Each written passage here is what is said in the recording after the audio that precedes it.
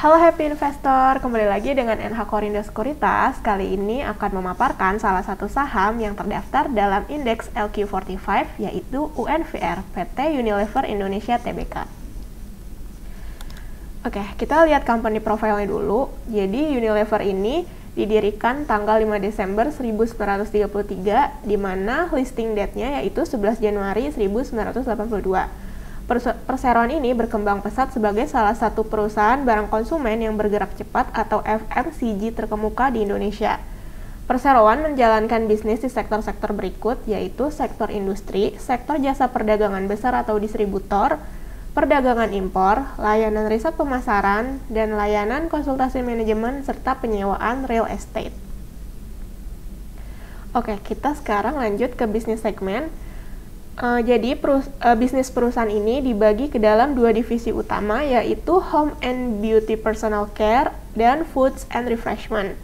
Portofolio produk antara lain sabun, deterjen, makanan olahan berbahan dasar susu, es krim, produk kosmetik, minuman teh, dan jus buah. Kemudian produk Unilever Indonesia meliputi Sunlight, Lifebuoy, Walls, Pepsodent, Dove, Royco, Bango, Rexona, Citra, Rinso, hingga Molto, dan banyak lagi.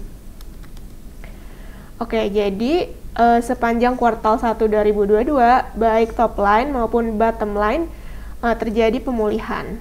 Unilever mencatatkan kinerja yang solid sepanjang 1Q22 dengan mencatatkan pendapatan sebesar 10,8 triliun rupiah atau meningkat 5,4% secara year on year dan 13,9% secara Q&Q. Kemudian segmen Food and Refreshment mencatatkan pertumbuhan sebesar 8,2% secara year on year menjadi 3,7 triliun rupiah versus 1Q21 sebesar 3,4 triliun rupiah. Adapun kenaikan ini didorong oleh merek Royco, Bango, dan Buahvita. Kemudian di tengah biaya bahan baku yang tinggi serta permintaan yang lebih rendah, segmen Home and Personal Care sepanjang kuartal 1 2022 mampu tumbuh 4% menjadi 7,1 triliun rupiah versus kuartal 1 2021 sebesar 6,8 triliun rupiah. Oke, selanjutnya, seiring dengan membaiknya kinerja top line, bottom line UNVR pun membukukan kinerja yang baik, di mana laba bersih pada kuartal 1 2022 tercatat sebesar 2 triliun rupiah atau meningkat 19% secara year on year dan 46,5% secara Q&Q, yang didukung oleh efisiensi operasional dan biaya keuangan yang lebih rendah. Kemudian, GPM atau Gross Profit Margin untuk kuartal 1 2022 tercatat lebih rendah sebesar 48,7% versus kuartal 1 2021 yang tercatat sebesar 52,4%.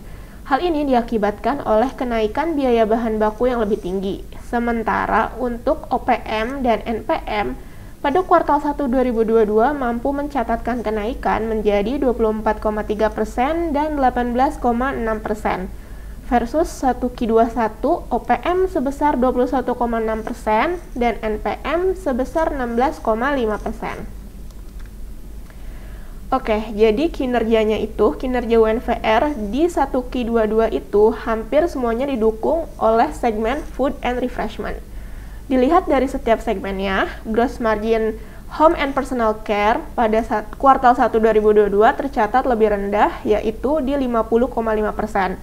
Sementara untuk segmen Food and Refreshment mampu mempertahankan gross margin di 45,0% versus kuartal 1 2021 di mana Home and Personal Care gross margin sebesar 55,9% dan gross margin Food and Refreshment di kuartal 1 2021 sebesar 45,5%. Kami sendiri, NH Korindo, yakin kinerja UNVR ke depannya akan lebih banyak ditopang oleh segmen Food and Refreshment akibat adanya pelonggaran PPKM yang diharapkan mampu meningkatkan daya beli konsumen dan mampu meningkatkan segmen Food and Refreshment.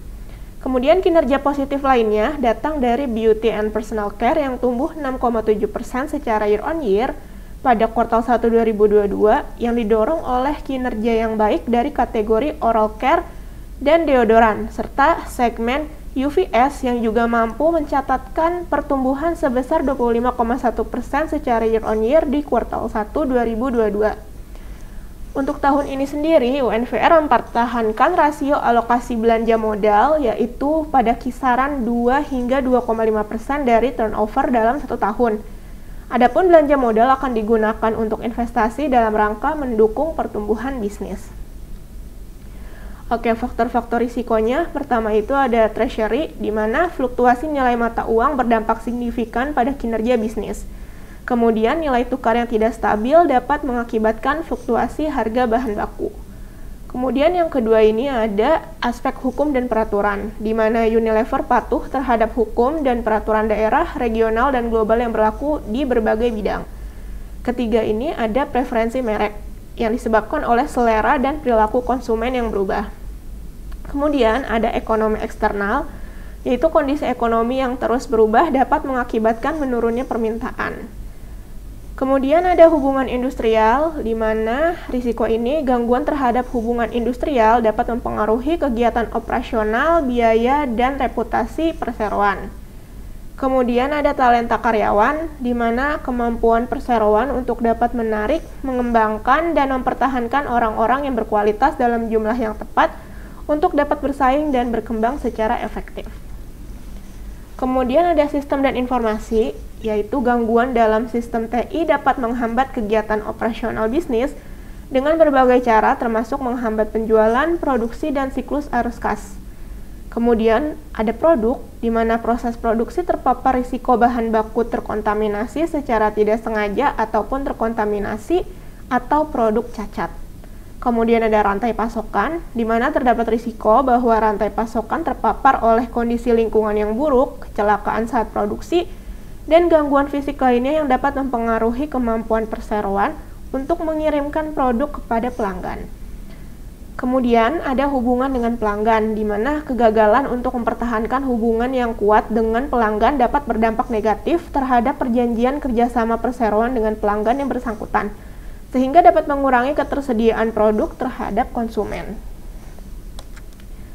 Oke, di sini untuk financial summary-nya, di tahun 2022 ini, kami NH Korindo Sekuritas memproyeksikan penjualan tumbuh 4% menjadi 41,1 triliun, di mana net profit juga kami proyeksikan tumbuh 14,5% menjadi 6,6 triliun rupiah. Kemudian PE, PBV, dan EV/EBITDA di tahun 2022 ini kami memproyeksikan sebesar 33 kali, 45,2 kali, dan 22,5 kali. Serta dividen yield di tahun ini kami memproyeksikan sebesar 2,8%. Oke, jadi rekomendasi dari NH Korindo sendiri, kami merekomendasikan buy dengan target price sebesar 5.700, di mana konsensus price-nya itu sebesar 4.351. Kemudian potensial upside dari last price-nya 31 Mei 2022 yaitu sebesar 20,5%. Di mana kami menggunakan PE 32,5 kali atau minus 0,5 STD. Dan adanya potensi kenaikan sebesar 20,5%. Adapun risiko utama rekomendasi kami adalah kenaikan harga komoditas dan penurunan permintaan produk. Oke, sekian mengenai paparan UNVR. Terima kasih.